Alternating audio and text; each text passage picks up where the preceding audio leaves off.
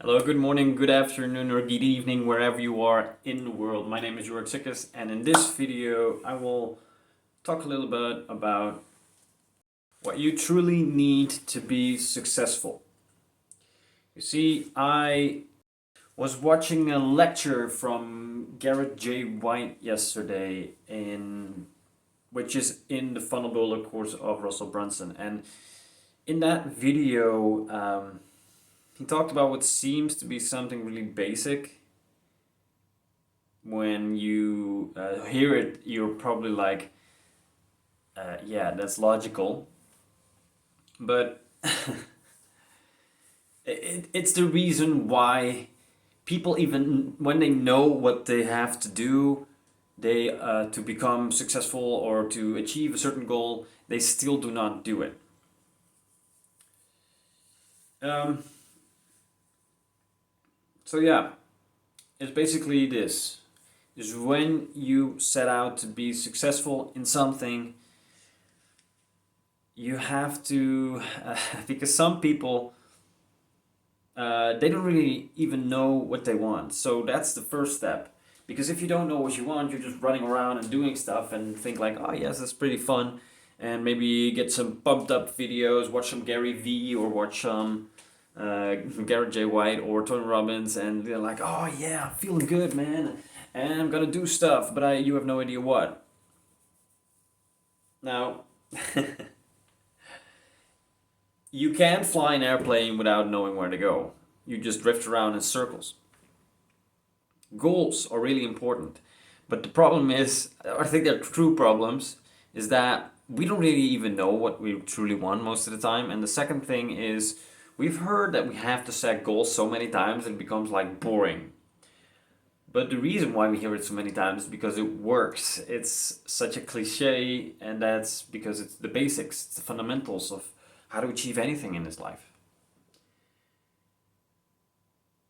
So, can you guess what the second thing was that is important uh, if you want to stick to it, stick to the thing that you want to do? And the second piece that he mentioned was you have to figure out why you want something, and it has to be a measurable why, but it also has to be emotional for you. You have to feel like you want to achieve it. So it can be like, yeah, I want to make money because I want to be rich. It's shallow.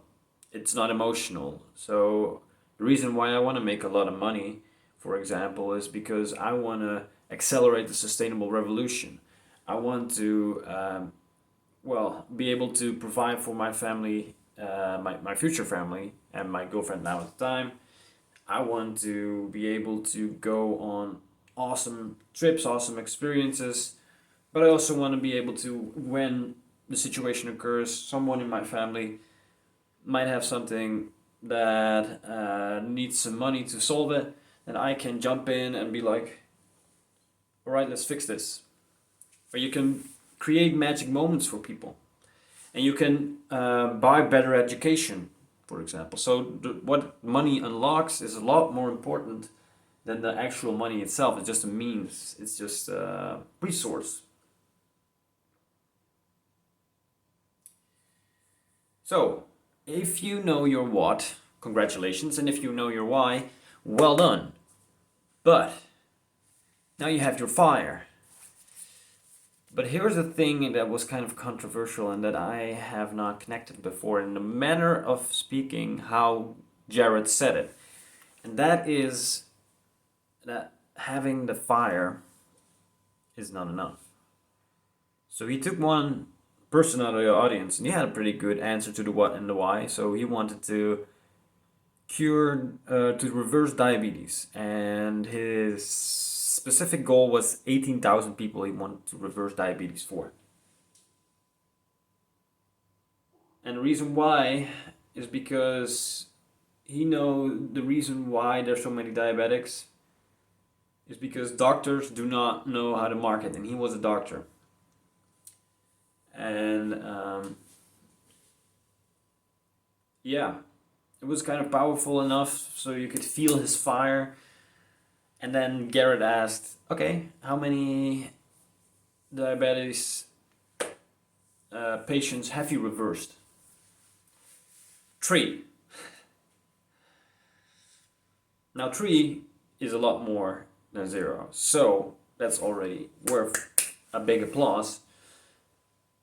But Garrett mentioned, like, if you want to become the person that can cure 18,000 people, you have to kill the old personality, the old you. Because what got you here won't get you there. You have to become someone else. And the thing that is controlling you the most is your stories about stuff. Beliefs that you have about yourself. Beliefs that you have about health, about time, about money, about, well, all the important things. So, about assets, about your stuff, about your love life, about your time, about your business, and in your business, about your marketing, about your innovation, about your products, about your, all these beliefs that are inside you, that you have programmed within yourself, probably subconsciously, are the invisible forces that guide your life on long term. Now, you might have a moment of inspiration, and that's called when you're in state where things go different than the things than it normally happens. But if you don't change the beliefs in that moment, in that state change as well, you fall right back into your behavior and you find a way to get back to where you was. And that is just tragedy, Because we all have these good intentions. We all, I think, deep down want to change the world, want to, improve the world, want to do a lot of good. I think, at least, right? But when you look at the gross population and like 90% of all the people, and you see results that are disappointing, including myself for a long time. And I didn't know about these belief stuffs and stories and all that back then. I didn't know it as well as I know now. So now I know how to free myself from these when I encounter them and when I get aware of them. But I still have a lot of beliefs that I'm not aware that I have. Because there's even a thing that's called in-fly rules, in-fly rules and in-fly flyby beliefs, I think, something like that, where it's specific situation beliefs. Like, for example, if you have hanging on the cliff, your mother and your brother or your sister, who would you save? You can only save one. Now, you probably have a rule normally that you have to save everyone. But in that situation, it would be okay that you didn't save both. Maybe you blame yourself. Those are called in-fly rules. So situation-specific rules and beliefs, basically. Anyway, the biggest takeaway that I wanted you to have from this video is, like, there are invisible forces that are guiding you, and they're called your beliefs and the rules that you have about the values and the beliefs that you have, the values and rules that you have about life. So, figure out what they are and make sure that they are positive, and if they're not, question the heck out of them, because that's how you break them. Because all a belief is a feeling of absolute certainty about something, about a story, about whatever it is. So question the beliefs that don't end in growth or contribution, and you'll be breaking through and growing like bamboo in no time. And with that, I leave you. Thank you for watching, and I'll see you in the next one.